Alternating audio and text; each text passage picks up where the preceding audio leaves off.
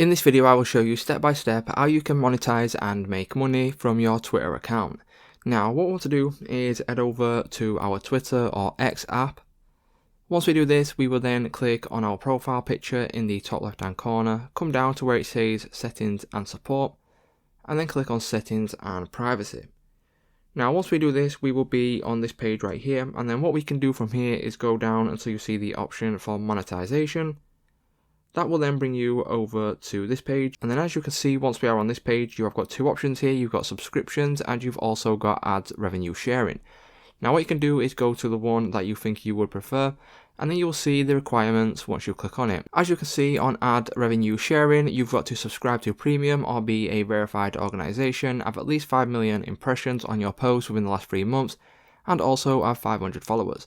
So these are the options and these are requirements for the X monetization platform. And then once you meet all of these requirements, you will then be able to apply for this on your account.